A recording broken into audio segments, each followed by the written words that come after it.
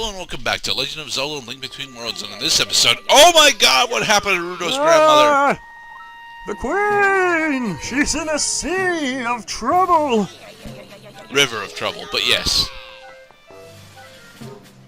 So, as her underlings are about to explain to us, because the thief that we just bumped into stole the smooth gem like 20 seconds ago, the Queen of the Zoras is bloating exponentially fast. And if we don't get the smooth gem back, Orin here is going to explode from eating.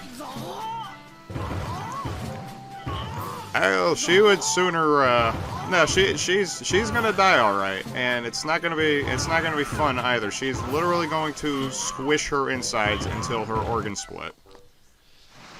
It will not be nice. No, it is up to us as the hero of many worlds to go back to Kakariko Village and buy the smooth gem. It costs 200 rupees immediately after the thief steals it. But there is a reason why he beat us back here. He's got the Pegasus boots, and so we need to confront him about his thievery in order to acquire the Pegasus boots. One of the best items from Link to the Past, and one that I don't actually end up using all that often through Link Between Worlds, mostly because I find that Link's travel speed in this game is usually enough to, not have to worry about the accelerants. Well, thanks to fast travel. And yes, and fast travel. The fact that we get fast travel so early on is also a really nice thing. Because if you recall, in Link to the Past, you didn't get fast travel until you had to get to the Dark World first, because you couldn't get the quest to get the Ocarina until you made it into the dark half of of Kakariko Grove. Right, and it's in Kakariko Grove that the little flute-playing lad gets sucked into the Dark World and then turned into a tree. Yep. Sadness for him. And so we usurp his tree ocarina in order to get faster.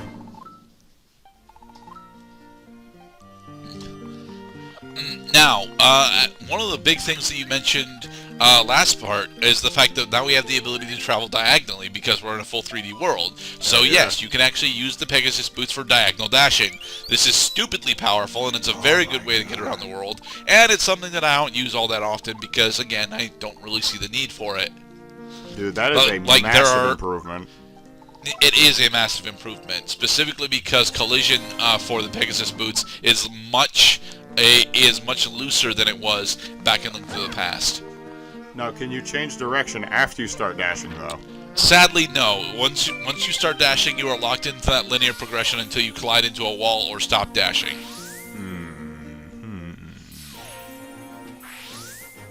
Though, when you think that would be harder to aim if you have 360 rotation? Oh yes, the whole reason why they don't allow you to do it is because it would feel like shit trying to turn with it. So, and there is not a lot you could honestly accomplish with it, given how fast the dash actually is. I mean, you would likely be able to snipe this particular cliff, but there aren't all that many straightaways that go into loose turns that you could do that with. And so we learn how to use the seashells in order to use the bathroom. Not quite.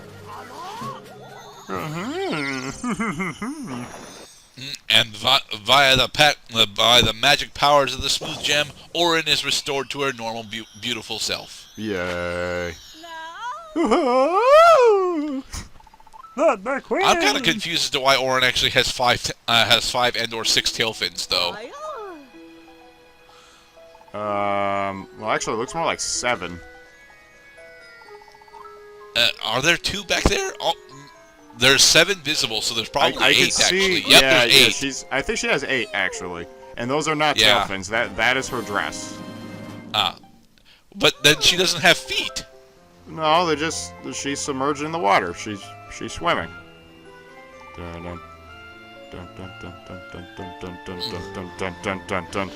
Okay, so for rescuing Orin, we get the flippers, which will allow us to travel into the water parts of the map, like this one, for some extra rupees.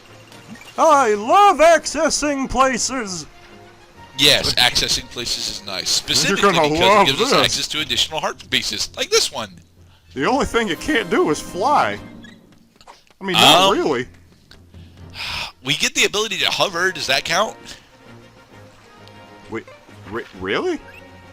Yes. It's a very stationary hover, but we do get hovering. And you know, Irene lets us use her broom whenever the hell we want, assuming we're not in a dungeon. Fast travel doesn't count because you're not actually traversing a space. It's just loading a screen.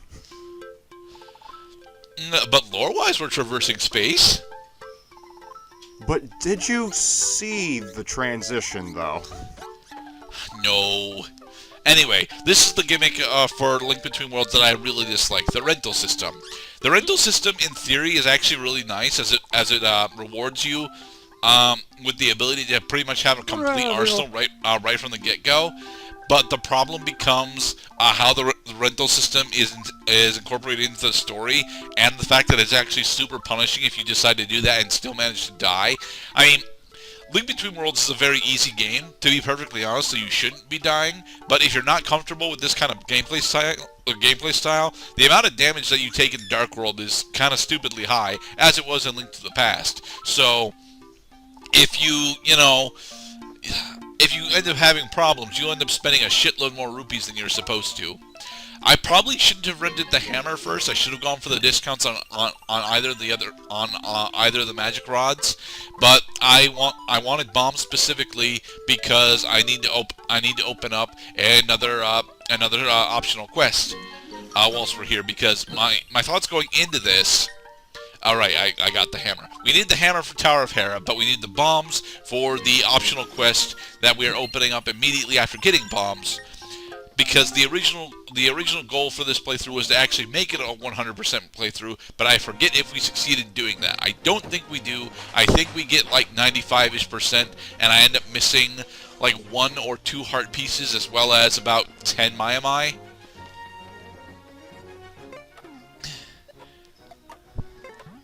So, one thing I wanted to know was, if you go back to Ravio with the item you rented, could you get your, what is it called? Could you get your deposit back for the item? No. There's no deposit system, okay. No, it's not a deposit. I feel like that was a missed. I think that was a missed opportunity right there, because like now the only thing that can happen is you die and you give the weapon back. But I was thinking, well, if you anticipate that you're gonna die, maybe you can get some of your money back so that the renter could rent it to somebody else who's probably gonna be you. But there are no other adventurers floating around. It's just Link. I mean, Osfala is effectively dead for the rest of the adventure because of, him being stuck in a painting. Right. So, but that right there establishes that Ravio has customers. We just don't see them one that other often. customer, and yeah, but it's one other customer, and he's locked away in a painting. So does it really count? But on what basis did he gain this customer? Is it any different than the basis on which other people also could become customers? Yes, actually, because Osfala was overconfident in his heritage and abilities, because he was a descendant of the original 7 sages. So he thought that he was going to be the primary hero of the story. All the other Hylian people just want to be, normal people. They don't care about heroism. So Ravio is a profiteer. Interesting. Yes, Ravio is a profiteer. So we are supposed to hate him.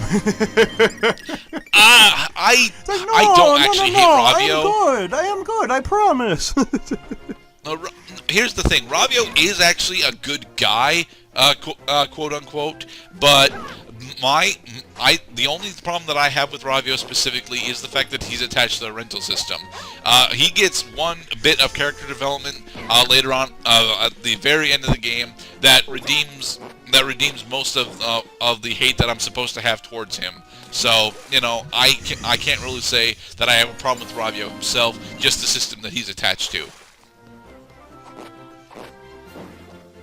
That I have to think of how terrible it is to die every time I see those stupid bunny ears. Or anything purple for that matter. Anything. Well, what color would you have preferred Ravio to be? Blue. Blue? Maybe, So you but would remember him!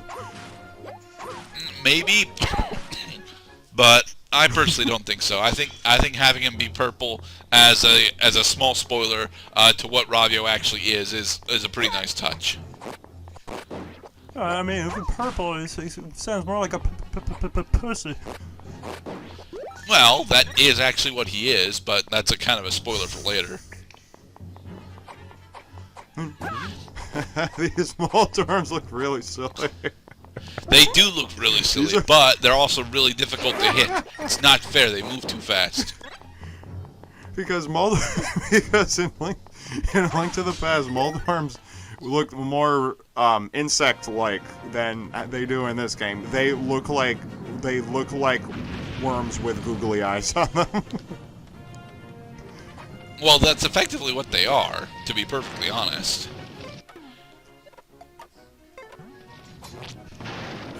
And we have the return of everybody's least favorite enemies from Death Mountain. I don't actually remember what these enemies are actually called. And I'm glad that I don't remember what the hell these enemies are called, because I dislike them that much. They don't deserve to have a name. I'm pretty sure they're Gorons. No. They're not actually called Gorons, although that's what we did call them in Link to the Past. But they're not actually Gorons. They have a different name. Well, at the risk of not overloading my recording application, I will not conduct an internet search just yet. But we will Okay. we are going to confirm this in between parts. Join us next time when we find out what is it. And this is a different take on the Death Mountain climb than we're actually used to, because usually when we're playing through any of the Legend of Zelda games, we end up climbing Death Mountain on the outside, and instead this time we're actually climbing through the inside more instead. And I actually like this climbing on the inside. Climbing on the inside track. Stop. Hammer time. Yes, hammer. Just some monster guts. Diamonds, rupee-studded boulders. That is really cool. Yes, and if you manage to blow them up with either the hammer or bombs, you actually get a small rupee payout for it. It is nice. Yay, money! That's awesome. And it's so realistic, too. Kind of. Although rupees are the most unrealistic form of currency I've probably seen in any video game. They're just gems that come out of nowhere. Well, not out of nowhere. They grow on grass, you know, like Ratatas or Sentrets. They grow. I'm gonna plant a crystal seed and watch an emerald grow. I used to have one of those as a kid, and no, I never used it because I thought it was silly. Well, that's because it was silly, you know. Even as a child, you were, you know, enough of a logical person to recognize that, hey, just because this is what they told me doesn't mean it's necessarily true. For my buddy's 10th birthday, I got him one of those volcanoes that if you pour baking soda and vinegar into it, you can make it erupt.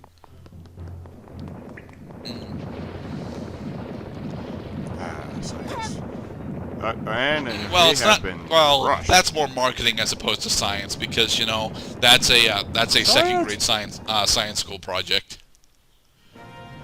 But science, chemistry. Science is cool, Reduction but you know, reactions. let's not you know overblow how cool you know the baking soda volcano is. You know, it's a very rudimentary science trick. And in the next part, we will be dispelling all science in favor of magical rental systems. Orchestrated, of course, by what's-his-name. Kind of. Next part, we'll actually be starting the Tower of Hera, where we will use the hammer Hammer and magic helmet.